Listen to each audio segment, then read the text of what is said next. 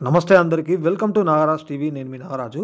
Friends, ఈ వీడియోలో Telangana high court examiner పోస్టులకు సంబంధించి నోటిఫికేషన్ యొక్క డీటెయిల్స్ అయితే వివరిస్తాను. సో జిల్లాల వారీగా ఖాళీలు, విద్యార్హత, పరీక్ష విధానం ఇవన్నీ కూడా నోటిఫికేషన్లోనే ఉన్నాయన్నమాట. వీడియో కూడా పూర్తి వరకు చూడండి. మ్యాక్సిమం ఇంపార్టెంట్ పాయింట్స్ అయితే నేను అన్నీ కూడా మీకు వివరిస్తా. ఆ జిల్లాల వివరాలు కూడా, అంటే జిల్లాలకు సంబంధించి పోస్టులు కూడా మీరు నోటిఫికేషన్లో చూడండి. సో ఎంత వివరించినా కూడా ఒకటికి రెండు సార్లు జాగ్రత్తగా నోటిఫికేషన్ని చదవండి. చదివిన తర్వాత మీ ఎలిజిబిలిటీని బట్టి అప్లై అయితే చేయండి. ఎందుకంటే మీకు ఈ వీడియోలో ఈ పాయింట్స్ అన్ని అర్థం కాకపోవచ్చు, లేకపోతే కొన్ని నేను చెప్పని ఉండొచ్చు. ఇట్లా ఉన్నా కూడా మీరు చదివితే కొద్దిగా క్లారిటీ వస్తుంది.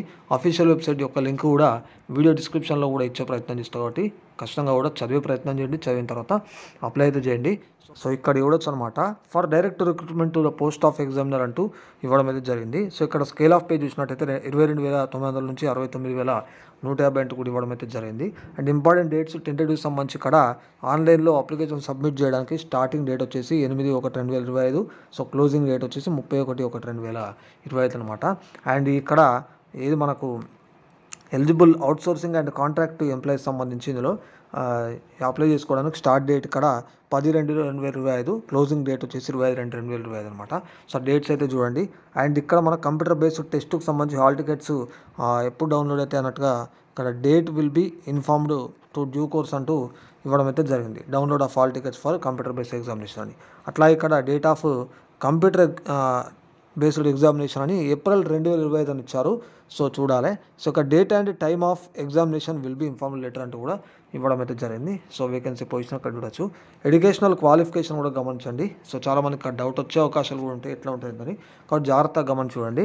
Must have passed intermediate examination conducted by the state board of intermediate education or it's equivalent qualification examination అంటూ కూడా ఇవ్వడం అయితే జరిగింది ఇంటర్మీడియట్ సంబంధించి. కాబట్టి ఒకసారి చూడండి. And the candidate shall passes the aforesaid educational qualifications as on the date of this notification అంటూ కూడా ఈ నోటిఫికేషన్ ఇచ్చే టైం వరకు కూడా మరి మీకు ఆ క్వాలిఫికేషన్ ఉండాలన్నట్టుగా కూడా ఇక్కడ మెన్షన్ చేశారు. అట్లా ఇంకో పాయింట్ ఇక్కడ the candidates who have higher then the prescribed academic and technical qualifications, ఓకేనా. టెక్నికల్ క్వాలిఫికేషన్ సంబంధించి హయ్యర్ సంబంధించి if any shall submit the concerned certificates, ఓకేనా. కన్సర్న్ సర్టిఫికేట్స్కి సంబంధించి at the time of verification of original certificates అంటూ కూడా ఇవ్వడం అయితే జరిగింది. సో కాబట్టి ఈ పాయింట్ అయితే ఒకసారి చూడండి.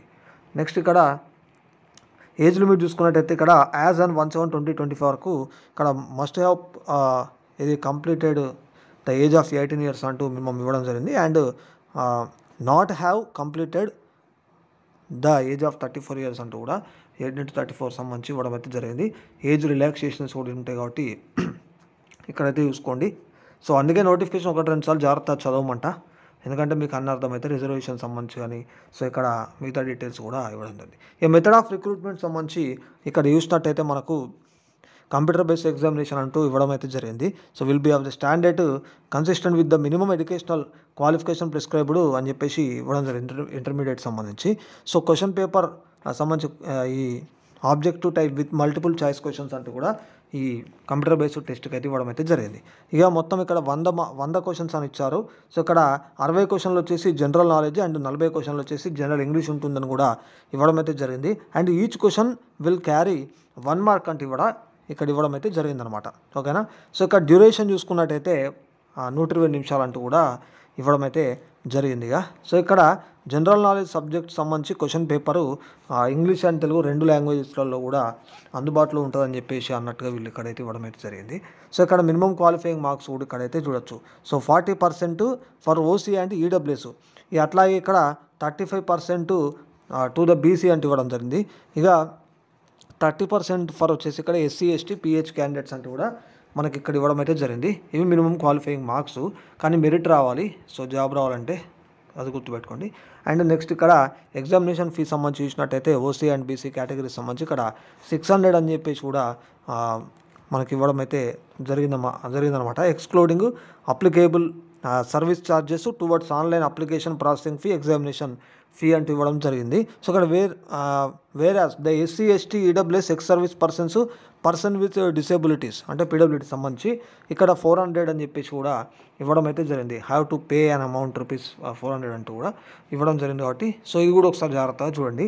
అండ్ ఇక్కడ మెరిట్ లిస్ట్కి సంబంధించారు. అట్లాగే సర్టిఫికేట్ వెరిఫికేషన్ టైంలో అంటే ఏ డాక్యుమెంట్లు తీసుకోవాలి ఎట్లా అని చెప్పేసి ఇక్కడ ఇవ్వడం అయితే జరిగింది. సరే ఇవి కూడా మీరైతే చూడండి, ఓకేనా. సో జనరల్ ఇన్స్ట్రక్షన్స్ కూడా ఇవ్వడం అయితే జరిగింది. మిగతా డీటెయిల్స్ అన్నీ కూడా ఇక్కడ ఉన్నాయి.